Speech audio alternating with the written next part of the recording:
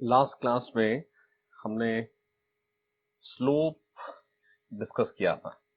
Mathematical tools जो हमारा चल रहा था, और स्लोप में दो बातें डिस्कस की थी।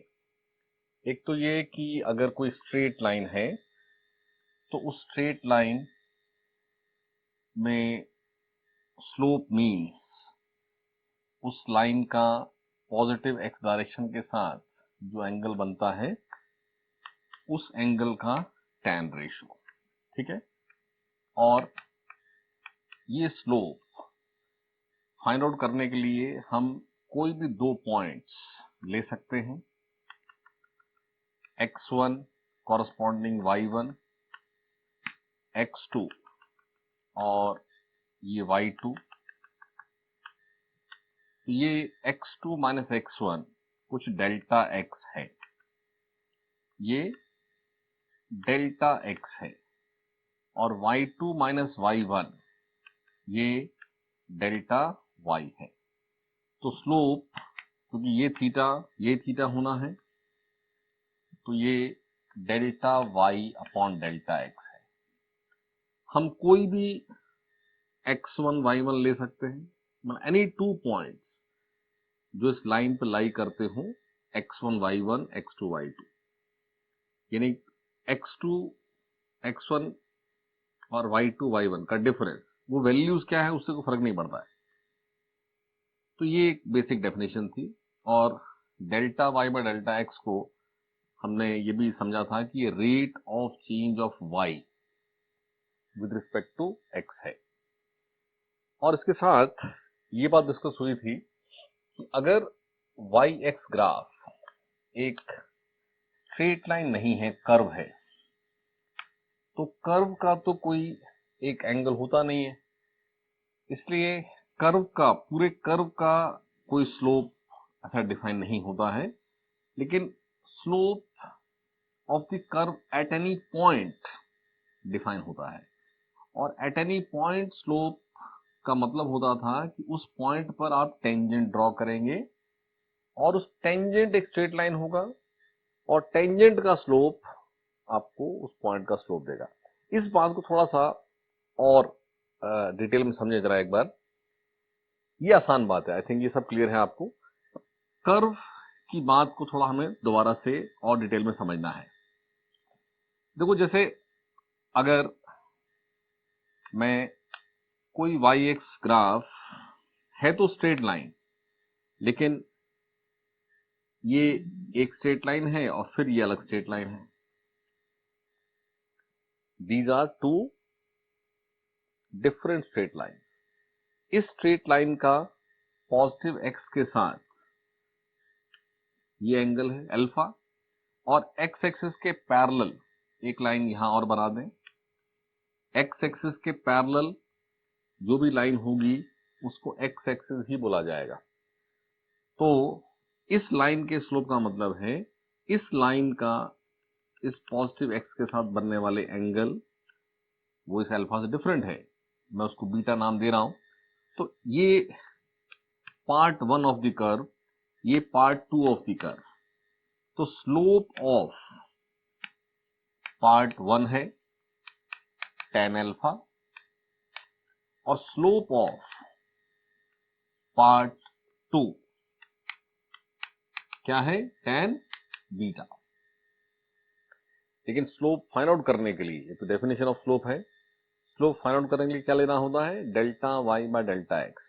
लेकिन पार्ट वन का स्लोप डिफाइन करने के लिए पार्ट वन पर ही कोई डेल्टा एक्स और पार्ट वन पर ही कोई डेल्टा वाई, यानी ये डेल्टा वाई और ये डेल्टा एक्स इसी पार्ट वन का स्लोप बताएगी।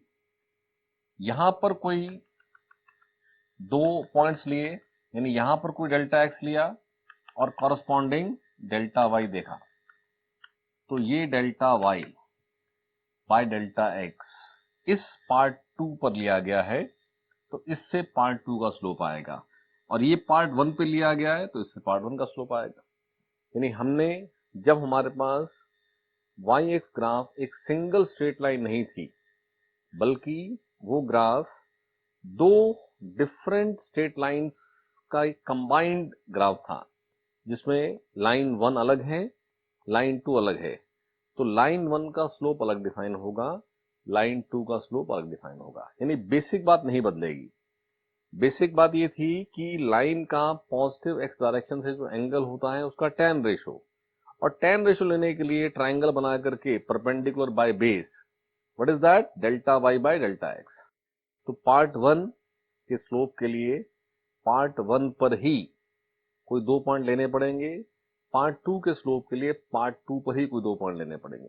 जब 2 पॉइंट लिए जाएंगे तो उन दोनों पॉइंट्स के एक्स वाई कोऑर्डिनेट से डेल्टा एक्स डिफाइन होता है और डेल्टा वाई डिफाइन होता है। ऐसे ही यहां 2 पॉइंट्स के एक्स वाई कोऑर्डिनेट से डेल्टा एक्स आएगा, डेल्टा वाई आएगा। तो जो डेफिनेशन एक सिंगल लाइन पर थी वो डेफिनेशन ही इन दोनों पर अलग अलग अप्लाई हो गई। क्लियर है बात? अब नेक्स्ट एक बात समझे, इस बात को हम कितना भी बढ़ा सकते हैं। हो सकता है कि वाई एक्स ग्राफ जो है वो इस तरह से 3 डिफरेंट पार्ट्स का कंबाइंड कोई ग्राफ हो। पार्ट 1 एक अलग स्ट्रेट लाइन है जिसका अलग स्लोप है। पार्ट 2 एक अलग स्ट्रेट लाइन है। ये पार्ट 1 का एंगल कुछ थीटा 1 है, पार्ट 2 का एंगल थीटा 2 है, पार्ट 3 का एंगल थीटा 3 है। तो पार्ट 1 का स्लोप tan थीटा 1 और पार्ट 2 का स्लोप tan थीटा 2।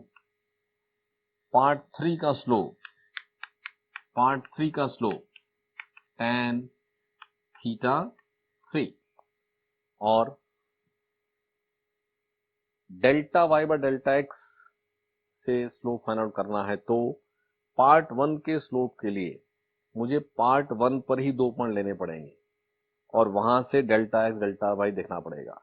पार्ट 2 के स्लोप के लिए पार्ट 2 पर 2 पॉइंट लेने पड़ेंगे और उनका डेल्टा वाई डेल्टा एक्स लेना पड़ेगा। ऐसे ही पार्ट 3 के लिए पार्ट 3 पर ही पॉइंट लेने पड़ेंगे। तो जैसे ये बात हम समझ रहे हैं, ऐसे ही अब जरा आप कर्व पर आओ। हर कर्व में तो कोई पोर्शन स्ट्रेट होता ही नहीं है, लेकिन अगर मैं इस कर्व के इनफाइनाइट स्मॉल पार्ट्स करूं, ये पूरा कर्व वेरी वेरी स्मॉल, इतना स्मॉल कि ऑलमोस्ट हम उसको कहें कि जस्ट मोर देन जीरो, इतना स्मॉल। तो very small part of the curve, वो कर्व होते हुए भी एक स्ट्रेट एज्यूम हो सकता है। देखो, अगर बहुत छोटा सा कोई पार्ट है तो छोटा सा पार्ट ये एक कर्व है, लेकिन हम इसको स्ट्रेट मान सकते हैं। अप्रोक्सीमेटली जितना छोटा करते जाएंगे उतना हमारी ये अप्रोक्सीमेशन करेक्ट होती जाएगी। क्या अप्रोक्सीमेशन है कि हम उस कर्व्ड पार्ट को भी स्ट्रेट पार्ट मान रहे हैं। और अगर ये बहुत छोटा हो जाएगा तो ऑलमोस्ट एक पॉइंट ही हो जाएगा। यानी हम एक कर्व के केस में इसके इनफाइनाइट स्मॉल पार्ट्स बना दें तो हर पार्ट का अपना अलग अलग स्लोप है, लेकिन क्योंकि वो इनफाइनाइट स्मॉल पार्ट इतना छोटा है कि ऑलमोस्ट एक पॉइंट है, इसलिए हम बोलते हैं कि उस कर्व का उस पॉइंट पे स्लोप डिफाइन हो सकता है। और बहुत सिंपल, जब मैं इस छोटे से पार्ट का स्लोप ढूंढने जा रहा हूं तो इस छोटे से पार्ट को क्या मान रहा हूं, स्ट्रेट लाइन। और ये छोटा पार्ट इतना छोटा है कि ऑलमोस्ट एक पॉइंट है।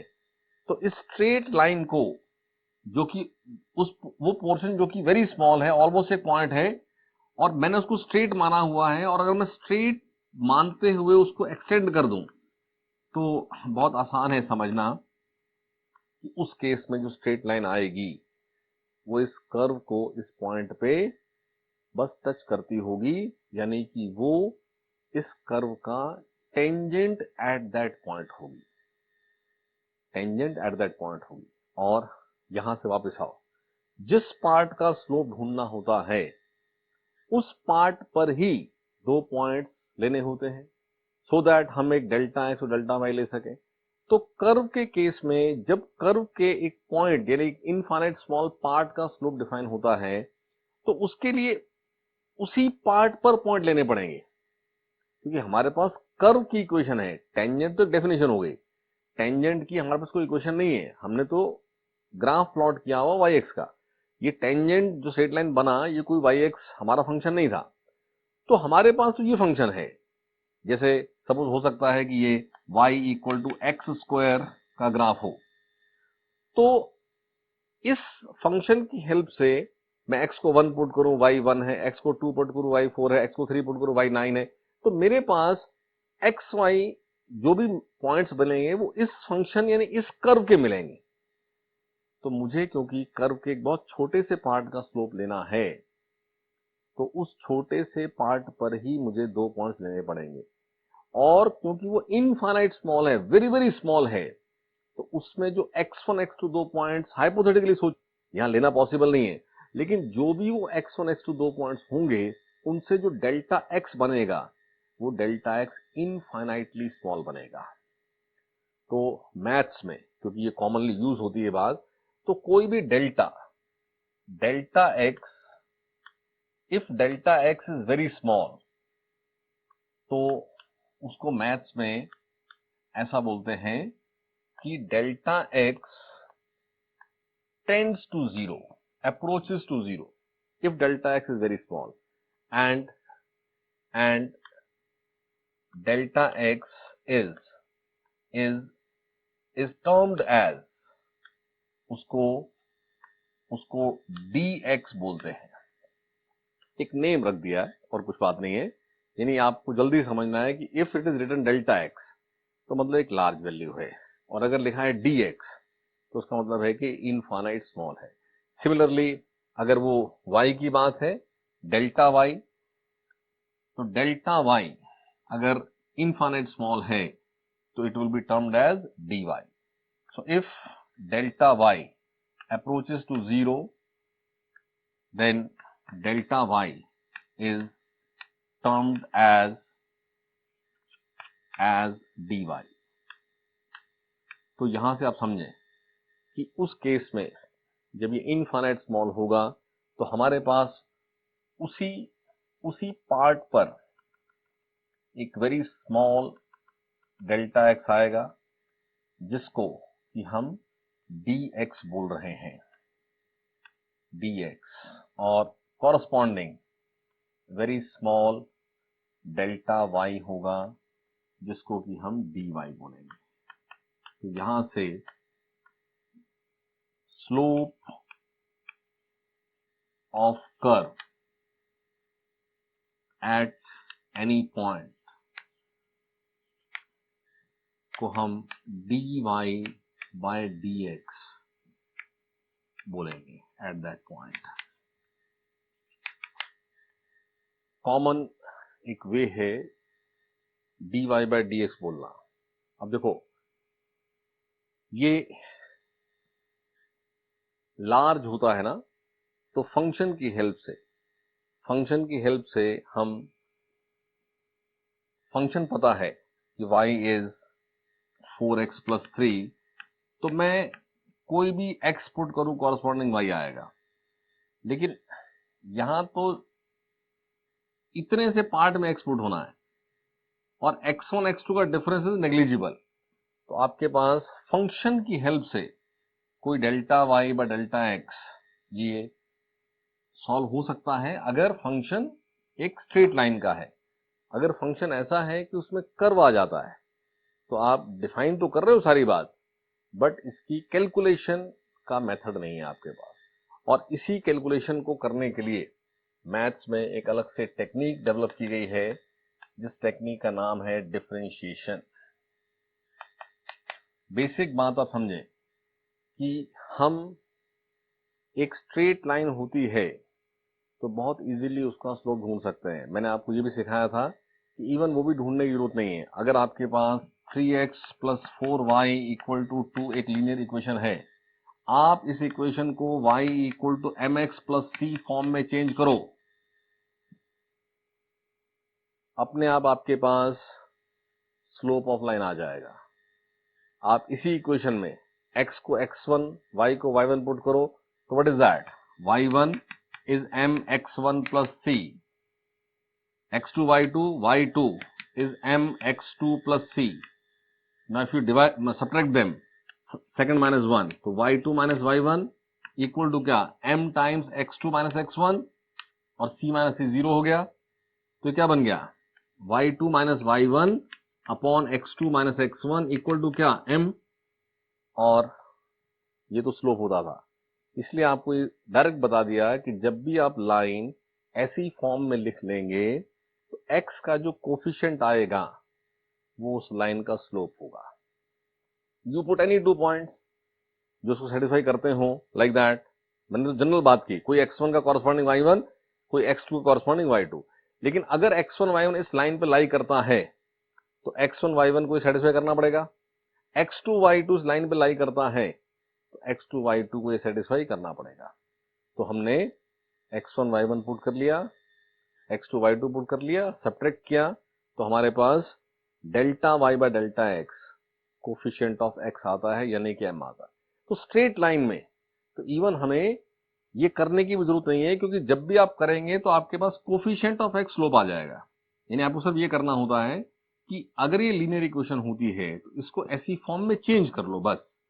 जैसे हम यहां पर इसको लिख सकते हैं कि ये है 4y equal to minus 3x plus 2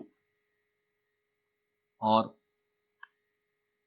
y is minus 3 by 4x plus 2 by 4। तो आपके पास यहां से इसको कंपेयर करें तो m क्या आ रहा है? माइनस 3 बाय 4, यानी 3x plus 4y equal to 2 जो स्ट्रेट लाइन है उसका स्लोप क्या है? तो आंसर है माइनस 3 बाय 4। यानी इसके लिए आपको ये कहीं कुछ पॉइंट ढूंढने की जरूरत नहीं, वो हमेशा आएगा वो।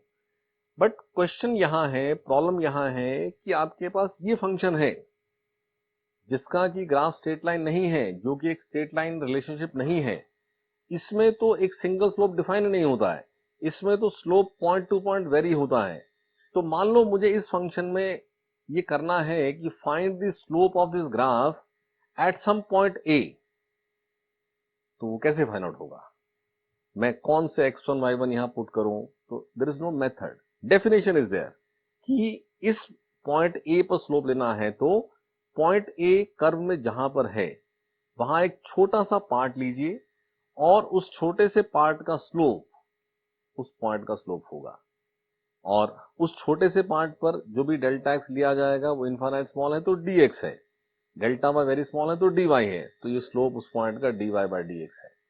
ये डेफिनेशन है, बट कैसे फाइंड आउट होगा? तो उसके लिए हमारे पास टेक्निक है which is known as differentiation. तो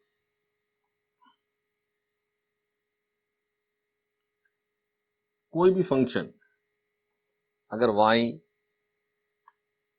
इक्वल टू, अब वो x की पावर, देखो जब x की पावर 1 होता है तो आपके पास लीनियर फंक्शन है, लेकिन 1 के अलावा कोई भी पावर हो, 2 हो, 3 हो, 4 हो, 1/2, 1/4, माइनस 1/2, कोई भी पावर, यानी इसको जनरलाइज करते हैं any power n where n is a number, n is a number, real number, may be positive, may be negative, may be fraction. तो आपके पास अगर ऐसा फॉर्म है तो टेक्निक ये है कि if y is x to the power n, then dy by dx होता है, ये जो पावर है ना n, ये आगे आ जाएगा n multiplied by x as it is जो लिखा हुआ है और पार हो जाता है n minus 1। Very simple result. ये रिजल्ट कैसे बनाया, इसका क्या डेरिवेशन है, वो सब हमें नहीं करना है। हमें खाली ये समझना है कि अगर y x to the power n है तो expression of dy by dx होता है n आगे आ जाएगा, x हो जाएगा n माइनस 1। जैसे for example y x to the power 6 है तो dy बाय dx का एक्सप्रेशन बनेगा 6x टू द पावर 5। क्या है ये? 6x to the power 6 minus 1। Now what is 6 minus 1? 5। कोई भी y equal to x to the power 5, तो dy बाय dx क्या होगा? आंसर है 5x to the power 4। y x to the power 4, तो dy बाय dx क्या होगा? 4x to the power 3। और इससे स्लोप कैसे फाइंड आउट होना? अब ये dy बाय dx क्या है? स्लोप, यानी एक्सप्रेशन ऑफ स्लोप आ गया। अब समझिए इस बात को। जैसे फॉर एग्जांपल ये एक ग्राफ था y equal to x square, और इस ग्राफ पर कोई पॉइंट है a, और आपको slope of curve at a ढूंढना है। तो जो फंक्शन गिवन है y equal to x square, आप यहां से पहले expression of dy by dx लिखें। वो क्या होगा? x टू द पावर 2 है, तो 2x to the power 2 minus 1 यानी 1, यानी dy बाय dx बन गया 2x। तो मुझे इस रिलेशनशिप में slope as function of x मिल गया है। जैसे आप इस फंक्शन में x पुट करोगे तो y आता है, ऐसे ही ये expression of dy by dx है, एक्सप्रेशन ऑफ स्लोप है। तो मुझे जिस भी पॉइंट पर स्लोप चाहिए, उस पॉइंट का x क्या है मैं वो चेक करूंगा। जैसे मान लो पॉइंट A का x for point A is 3 let, तो उस A पॉइंट का जो x है वो x इज 3, सो 3 इंटू 2 6, यानी slope of curve at A answer is 6। यानी A पॉइंट पर जो टेंजेंट ड्रॉ होगा, उस टेंजेंट का स्लोप है 6। का मतलब उस टेंजेंट का पॉजिटिव x डायरेक्शन के साथ जो एंगल है, उस एंगल का tan रेशियो है 6। हमने 11th की फिजिक्स में बहुत ज्यादा ये टेक्निक यूज करनी है, तो इसको आप थोड़ा समझ लें। इट्स वेरी वेरी इजी, लेकिन थोड़ा सा नया है तो it take some time for practice, लेकिन बहुत आसान।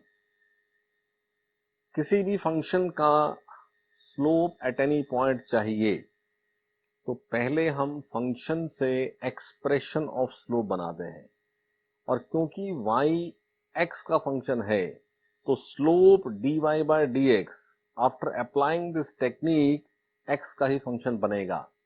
तो जिस भी पॉइंट का स्लोप चाहिए, कर्व पर जिस भी पॉइंट का स्लोप चाहिए, उस पॉइंट का x यहां पुट करेंगे। सपोज ये कोई पॉइंट है b, और x फॉर पॉइंट b जो है वो है सपोज 5।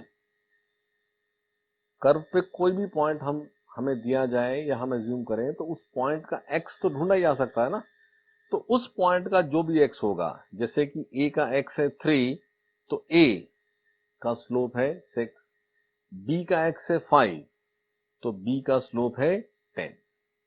सो इसी तरह से किसी भी पॉइंट का स्लोप इस कर्व पे आ जाए। तो इस बेसिक टेक्निक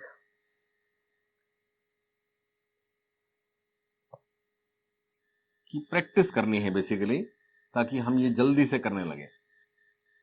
तो ये एक जो बात एक बेसिक यहां से हमने समझी है, इसको थोड़ा थोड़ा और भी एक्सटेंड करेंगे बात को, कि जैसे अगर y equal to x to the power 7 था, तो dy बाय dx जो है वो 7x टू द पावर 6 है।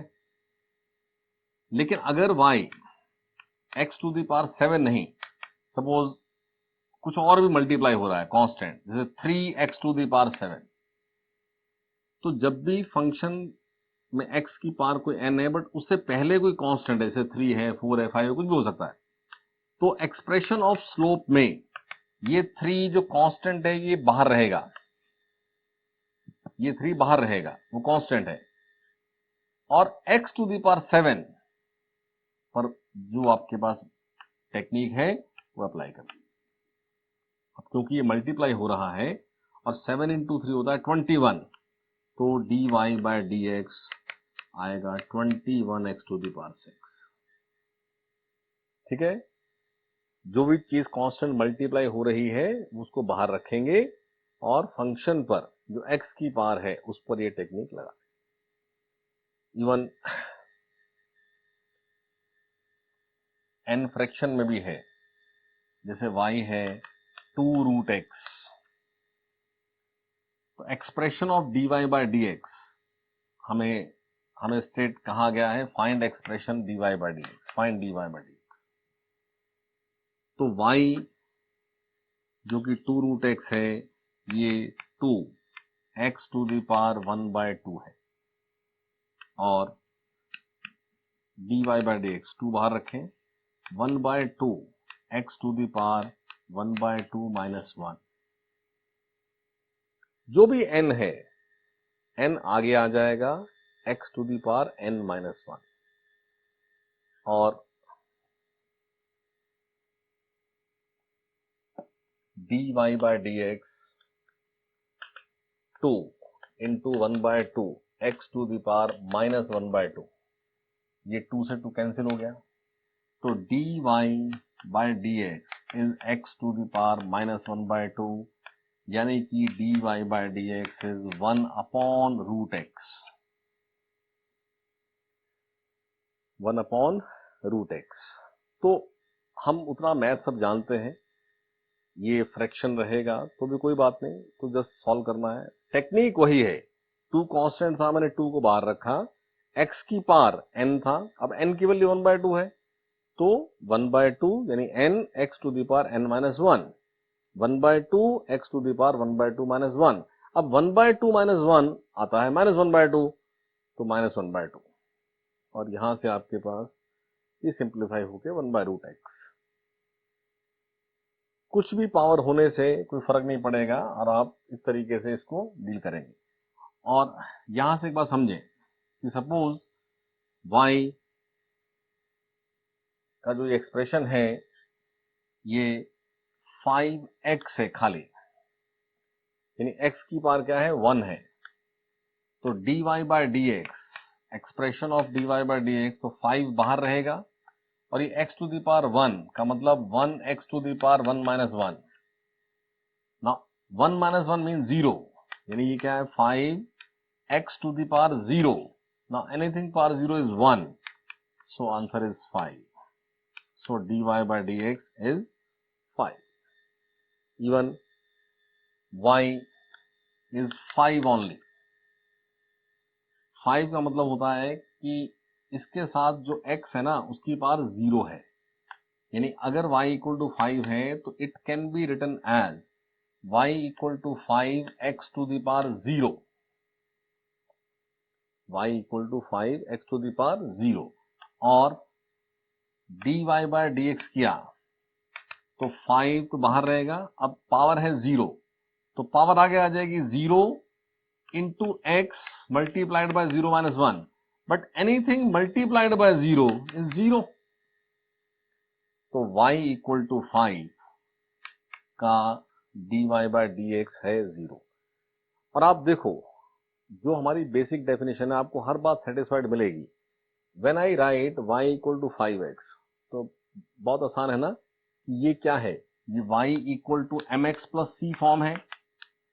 जब मैं लिखता हूं कि yx रिलेशन है y इक्वल टू 5x, तो इसका मतलब है कि y equal to mx plus c relation है, इसमें c पार्ट 0 है, मीन्स ये लाइन ओरिजिन से पास करती होगी, लेकिन x का कोफिशिएंट क्या है 5, और यह क्या समझा था हमने कि x का कोफिशिएंट तो स्लोप होता है, यानी इस रिलेशनशिप का dy बाय dx स्लोप क्या है इस m से 5, और आपने क्या सॉल्व किया 5, तो करेक्ट है ये बात।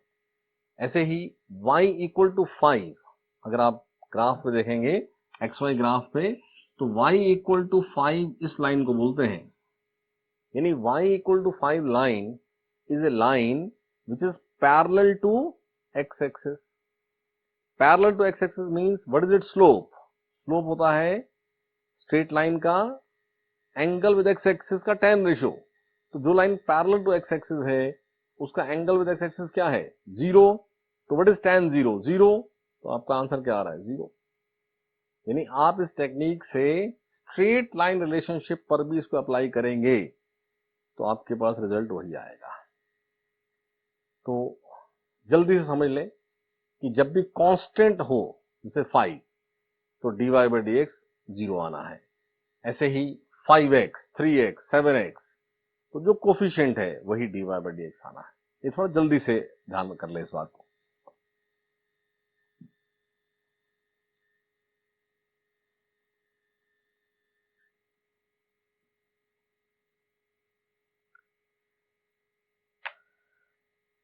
नेक्स्ट इसमें ये भी है कि अगर फंक्शन y जैसे अभी हमने डिस्कस किया कि 3x टू दी पावर 4, तो अभी आप dy बाई डी एक्स बना सकते हैं। इसका 3 बाहर रहेगा, x टू दी पावर 4 का बन जाएगा 4x टू दी पावर 3। लेकिन इसके साथ प्लस कुछ और भी है, जैसे सपोज है 5x टू दी पावर 3, यानी y जो फंक्शन ऑफ x है वो इस तरह से कुछ प्लस माइनस टर्म्स हैं।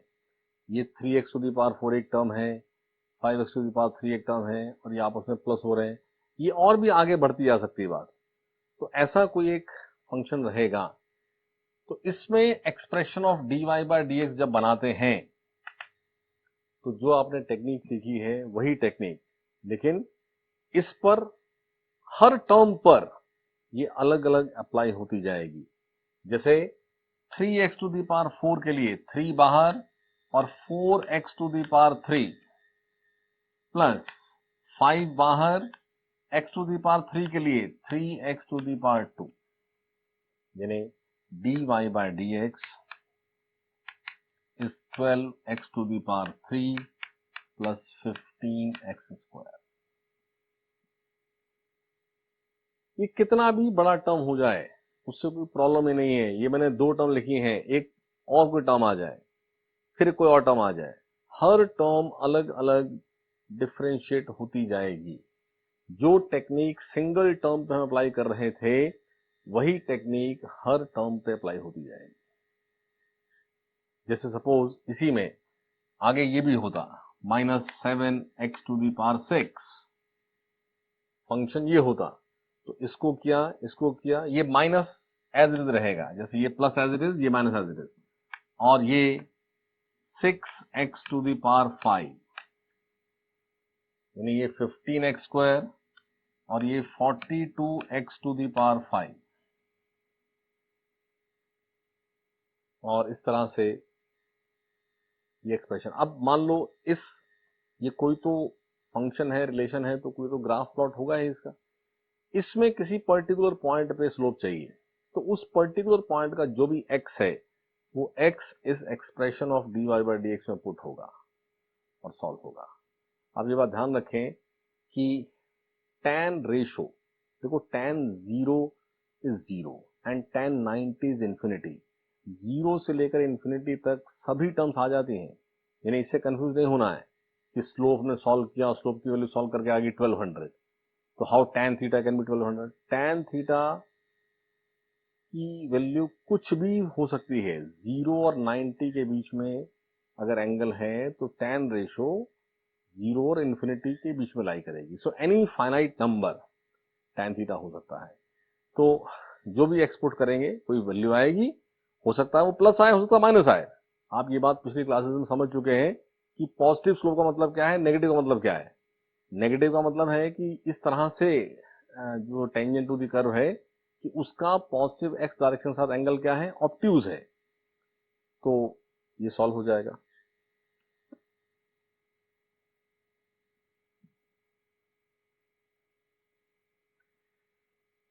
तो कुछ इस टेक्निक की प्रैक्टिस के लिए कुछ क्वेश्चंस आप देख लें।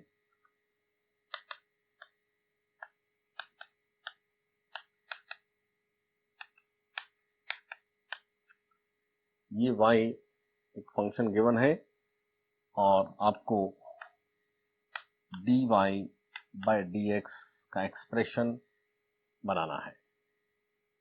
तो आप एक बार थोड़ा प्रैक्टिस करें इसको। कैसे करेंगे, जो टेक्निक सीखी है उसको अप्लाई करें एक बार।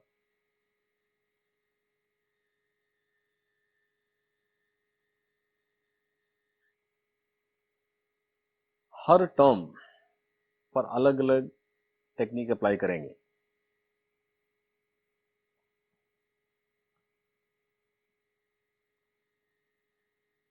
dy by dx, x to the power 3 तो 3x to the power 2 plus x to the power 2 तो 2x power 1 which is x। और यहां क्या है, 5 और x की पावर है 1, तो क्या बचेगा, खाली 5, क्योंकि x टू दी पावर 1 मैंने अभी समझाया था। इस पर जब टेक्निक लगाएंगे तो 1x टू दी पावर 0 आ जाएगा, और x टू दी पावर 0 1 होता है। और 4 का मतलब एक कांस्टेंट टर्म, और इसके साथ अगर x है तो उसके x की पावर 0 है। जब टेक्निक लगाएंगे तो क्या बनेगा, 0 0 तो प्लस 0, आप छोड़ दीजिए, लिखने की जरूरत नहीं। तो ये expression of dy by dx, इसके लिए, इस फंक्शन के लिए dy बाई dx का एक्सप्रेशन है 3x square plus 2x plus 5। Clear. अब यहां ऐसा भी कह सकते हैं ना, find dy by dx at the point whose x coordinate is 2। उस पॉइंट पर इस कर्व, इस फंक्शन का स्लोप बताओ जिस पॉइंट का x कोऑर्डिनेट क्या है, 2। एक बार ये बन जाने के बाद एट x इक्वल टू 2, तो dy बाय dx एक्सप्रेशन में x को 2 पुट करना, 3 2 स्क्वायर प्लस 2 2 प्लस 5, तो ये 12 प्लस 4 प्लस 5 क्या बनेगा, 21। Clear.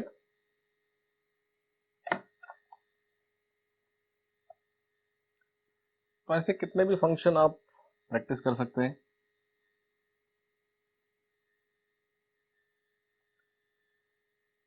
y is 5x to the power 4 plus 4x to the power 3 plus 3x to the power 2 plus 8x plus 7. Same question. Find dy by dx at the point whose x coordinate is 2. करें try इसको।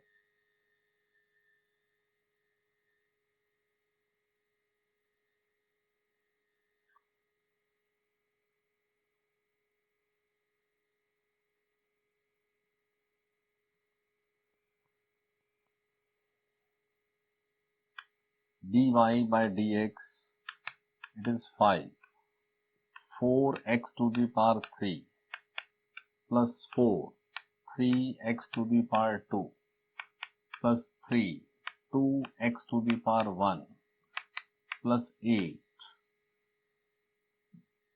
1x to the power 0 और 7 का बनेगा 0, यानी dy by dx it is 20x to the power 3 plus 12x square plus 6x plus 8। ये बना expression of dy by dx।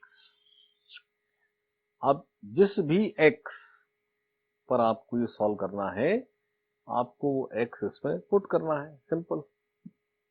और x put करने से ये वैल्यू सॉल्व हो जाएगी। x 1 पे चाहिए 1 पे, x 0 पे चाहिए 0 पे, x 2 पे 3 पे, x minus 1 x minus 2, at any x ये स्लोप डिफाइन हो सकता है। ठीक है।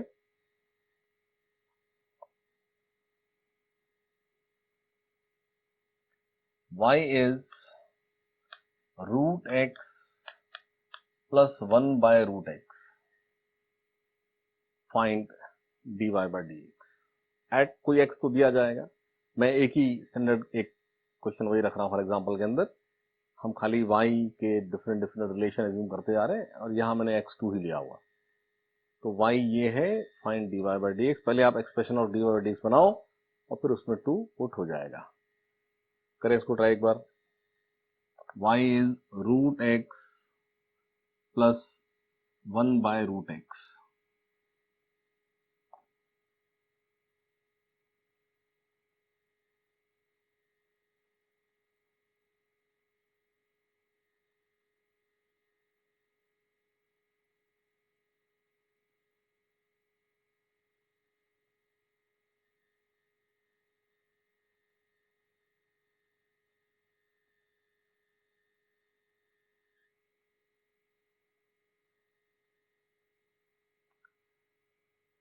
तो इसको रूट को थोड़ा सा पावर में चेंज कर लें। ये है y is equal to x to the power 1 by 2 plus x to the power minus 1 by 2। ये 1 अपॉन रूट एक्स है, यानी अपॉन में x to the power 1 by 2 है जो कि ऊपर माइनस हो जाएगा। तो यहां से dy बाय dx, तो 1 by 2 x to the power 1 by 2 minus 1, ठीक है, और ये plus next term minus 1 by 2 x to the power minus 1 by 2 minus 1। तो ये 1 by 2 x to the power minus 1 by 2, ये माइनस बाहर आ जाएगा, minus 1 by 2 x to the power minus 3 by 2। तो अब वैसे तो ये डिफरेंशिएट हो चुका है, dy बाय dx का एक्सप्रेशन बन चुका है। अब वो सिंपल मैथ्स है कि आप इस माइनस पावर को अपॉन में ले जाओ, 1 बाय 2 है तो उसको रूट कर दो, वो सब अलग बात है। बट ये आपका expression of dy by dx है फॉर दिस फंक्शन। अब इसमें जो भी x दिया जा रहा है वो एक्सपुट हो सकता है और उसका स्लोप सॉल्व हो सकता है। तो ये जो हमने एग्जांपल्स यहाँ कर रहे हैं ये बड़ा क्विक होना चाहिए। इसकी आपको एक प्रैक्टिस असाइनमेंट भी आज एक जो डिस्कस हुआ है इसके लिए दिया जा रहा है, वो आप करें ताकि ये बहुत इजी हो जाए आपके लिए। दूसरा एक बात ध्यान रखनी है, डिफरेंशिएशन मैंने इन द बिगनिंग भी बात बोली थी कि मैथमेटिकल टूल्स जो भी डिस्कस हो रहे होंगे आप उसको अलग से मैथ्स की किसी बुक से जा करके ना पढ़ना, क्योंकि मैथ्स की बुक में एक जनरल टेक्निक समझाई गई है। हम इस सारी बात को फिजिक्स के पॉइंट ऑफ व्यू से समझ रहे हैं, तो उसी वे से आपको ये सब पढ़ाया जा रहा है जो फिजिक्स के लिए रिक्वायर्ड है। किसी मैथ्स के टीचर से आप डिफरेंशियल पढ़ने बैठेंगे, मैथ्स की कोई बुक उठा के पढ़ेंगे तो हो सकता है आप कंफ्यूज हो जाएं। वहां जो लिखा है या जो टीचर कराएगा वो गलत कराएगा ऐसा नहीं बोलता हूं मैं, लेकिन हो सकता है कि आप कंफ्यूज हो जाएं। तो अच्छा है कि आप जो मैं आपको करा रहा हूं मेरे साथ साथ आप चलें। जो भी प्रैक्टिस के लिए चीज मिलनी है वो आपको साथ साथ मिलती रहेगी। आप में से बहुत सारे स्टूडेंट्स की एक इस तरीके की रिक्वायरमेंट भी आ रही है कि हमें स्टडी मटेरियल नहीं मिल रहा है, हमें असाइन स्टडी क्वेश्चन बैंक जल्दी से मिल जाए।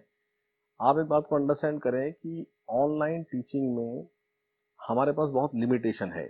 हमें जितनी जितनी बात ऑनलाइन समझाई जा सकती है, बहुत सारी चीजें ऐसी हैं जिसके लिए personal face to face interaction बहुत जरूरी है, वो बात यहाँ समझानी मुश्किल है। तो क्वेश्चन बैंक या स्टडी मटेरियल में तो ऐसा डिफरेंशिएशन हुआ नहीं हुआ जो स्टैंडर्ड मटेरियल है, तो हम आपको उसमें से डिफरेंशिएट करके उसके फर्दर असाइनमेंट्स बना रहे हैं। जो जो बात हम टीच कर रहे हैं वो बात की प्रैक्टिस आपको कराते जा रहे हैं। तो आप बिल्कुल भी उससे परेशान ना हो, जो प्रैक्टिस में हम आपको दे रहे हैं आप थोड़ा पेशेंस रखें। जल्दी करने से एक्सीडेंट हो सकता है। हम फास्ट जाने की कोशिश करें कि नहीं हमें बहुत करना है तो उसमें वैसे ही 11th क्लास में फिजिक्स में और इन सब टॉपिक्स में बहुत मोस्टली आप अपने सीनियर से पूछ के देखें तो सबसे डिफिकल्ट लगता ही फिजिक्स है। उसका रीजन ही ये है कि जिस वे से सब्जेक्ट में जाना है हम थोड़ी सी हड़बड़ी करते हैं, हम जल्दी करते हैं और वहां सब गड़बड़ हो जाता है। तो आप स्टेप बाय स्टेप चले, कोई दिक्कत नहीं आएगी। जो आपको कराया जा रहा है वो अच्छे से करो, जो हम प्रैक्टिस के लिए असाइनमेंट दे रहे हैं वो आप प्रैक्टिस करते रहें। हाँ, जिस दिन ऑफलाइन क्लासेस वापस स्टार्ट होंगी उस दिन जो भी चीजें ऐसी हमने जो पढ़ाई हैं, हम खुद ही बोल रहे हैं कि ये अभी कंप्लीट नहीं है सब कुछ, ये सब कुछ आपको दोबारा से डील करना पड़ेगा हमें, लेकिन वही एक बेस्ट वे है। तो आप बिल्कुल भी पैनिक ना हो, आराम से चलें, अपने आप को कंपेयर ना करें। आपका कोई फ्रेंड किसी और इंस्टीट्यूट में पढ़ता है, वो कहीं और ऑनलाइन क्लासेस ले रहा है, वहां तो ये भी करा दिया, वहां तो वो भी करा दिया। आप फेथ रखें हमारे ऊपर, किसी ने कुछ भी करा दिया हो, हम आपको किसी से पीछे नहीं रहने देंगे। लेकिन जो एक ठीक सिस्टम है, उस सिस्टम से ही पढ़ेंगे तो अच्छा होगा। और वो सिस्टम आप नहीं जानते हो, हम इतने सालों से टीचिंग कर रहे हैं, वो सिस्टम बेस्ट हमें पता है। तो आप थोड़ा सा फेथ रखें हमारे ऊपर, और सब ठीक ही होगा, सब बहुत अच्छा होगा। और इसके साथ एक दो और एग्जांपल ट्राई कर लें, असाइनमेंट तो मिल ही रहा है, बट और एक दो क्वेश्चंस लिख लीजिए।